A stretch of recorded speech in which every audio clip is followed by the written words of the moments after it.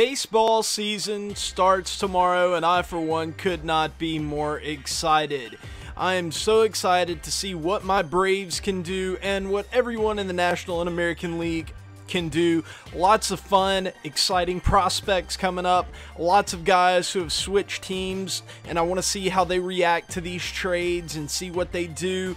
And I thought, since the season is starting tomorrow, it would be a really cool idea to give you, my viewers, my predictions for the MLB season. And I've looked into it, and I think I've settled on what I think is going to happen this season. And then after the season is over, we can reflect back, look at what I guessed, and see how accurate I was. I have some pretty out there predictions, so we'll see if they come true or not. So with that being said, my name is Beanie. Welcome to the channel, and let's get into the video. For the American League division winners, in the East, I have the Yankees. I really like the Red Sox. I think they have a very good team, and I think they have a very bright future, and the Yankees do as well. That's going to be a fun rivalry for several years down the road, but I think the Yankees, with that power in the middle of their lineup, they're a bit right-handed heavy when it comes to power, but I don't think in the end it matters. I think that they absolutely just destroy the ball at every turn, and they just edge the Red Sox to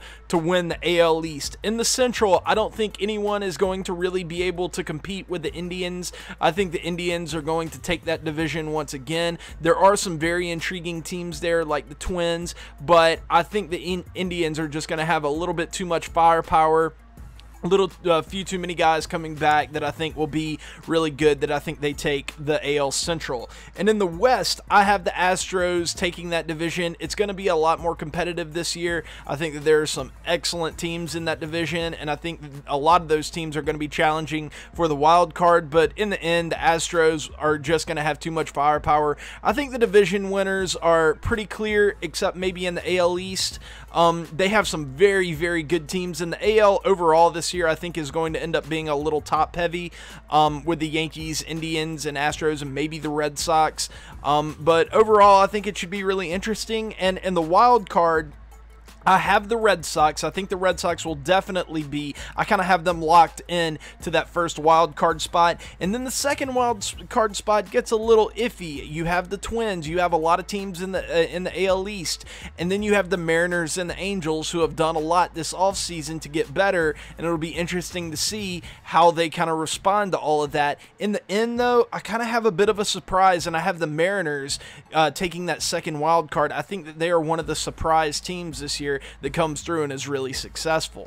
In the National League, in the East, I have the Nationals. They continue to win the National League East, but I believe that this is the last year of their dominance. I think that they need to, if they want to make this be a successful run, they need to get it done this year, because they lose a lot after this year. In the Central, I have the Cubs. Once again, I think it'll be fairly competitive, but the Cubs right now, they just have a little bit too much strength for any of the other teams to top them. And in the West, I have the Dodgers. So I believe that that's the same winners from last year, and might be in the American League as well. Is that right? Do I have the same winners? I think that it's very possible that the winners from last year repeat this year as the winners of the division, so as the winners of their divisions. So in the West, I have the Dodgers. I think that, once again, they're just going to be too darn good.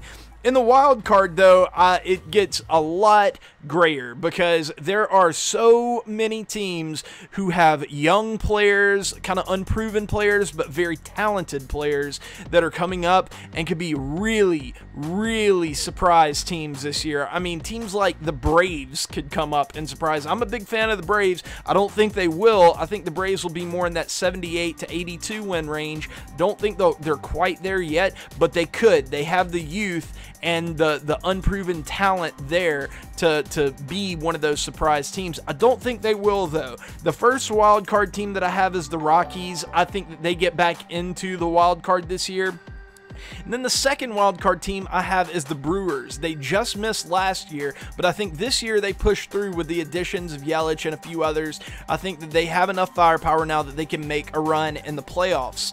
But there are a lot of other teams that could come through. The Phillies, the Giants, the Braves, heck, even the Mets could be one of those teams among several others that could make one of those types of runs. The NL wildcard, in my opinion, is wide open. It could be anybody. For my awards, I have the AL MVP going to Mike Trout. If Mike Trout is healthy, Mike Trout is the AL MVP. It should almost be an unspoken rule at this point that if he has a full season and continues to be Mike Trout, that he is the MVP. There's not a whole lot of people that compete with Mike Trout playing 155-ish games a year. It's just not going to happen. He's too good. So he is your MVP if he stays healthy. Your Cy Young is Corey Kluber once again. Corey Kluber, just for his whole career, for the past several years, he has just been so reliable, so dominant for the Indians. What a player to have for the Indians. And I think that he wins yet another Cy Young. For Rookie of the Year, I got a little bit intriguing here.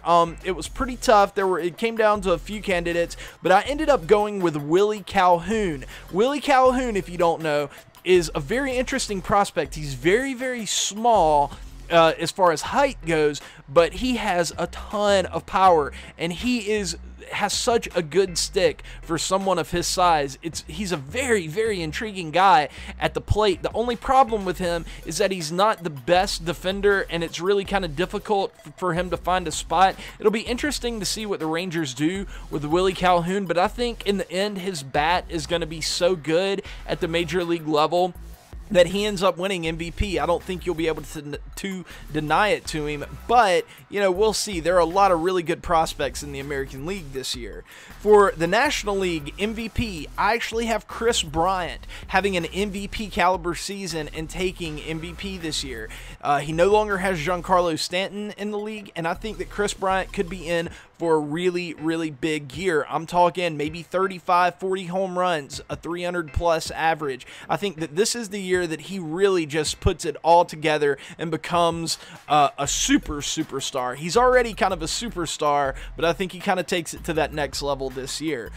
For Cy Young, if Clayton Kershaw stays healthy, it'd be hard to say that he's not going to be the Cy Young, but I do kind of question whether or not he can pitch for a full season, so I went ahead and I gave it to Max Scherzer. Max Scherzer, I mean, who doesn't know about how dominant that guy has been? He has been fantastic his entire career, and I think Max Scherzer takes home the Cy Young this year. And for Rookie of the Year, I couldn't give it to anyone other than Ronald Acuna. My boy, my brave Ronald Acuna. I just see him coming through and being an absolute star from day one. As soon as he gets to Atlanta, he will be a star. The only other guy that I kind of considered giving Rookie of the Year to, and there are a lot of them that are very, very good. Nick Senzel could be a guy, but the only other guy who I think is going to give Ronald a run for his money is Scott Kingery for the Phillies. I think Kingery is going to be a very, very good bat for the Phillies, and I'm really excited to see what he brings to the table for them.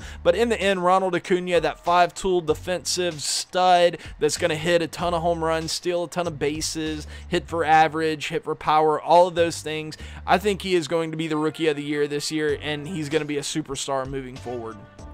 And finally, for my World Series prediction, I have the Cleveland Indians playing the Los Angeles Dodgers in the World Series.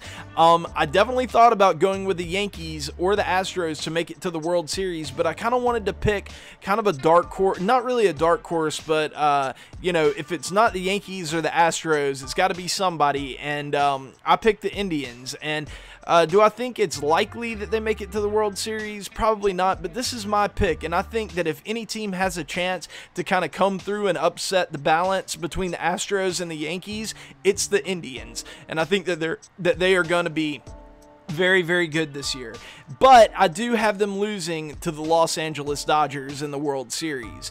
I think the Dodgers are going to have way too much firepower this year. I think they're going to be so dominant, and I think in the end they are going to come through and win the World Series with Cody Bellinger, Corey Seager, Clayton Kershaw, Kenley Jansen, all of those superstars that they have. I think this is the year that they put it all together and bring home a championship. Guys, that is going to do it for this video. I hope you enjoyed. If you did, please leave a like, and if you're new to the channel, please subscribe. I would really appreciate that. And yeah, guys, I will see y'all later. Peace.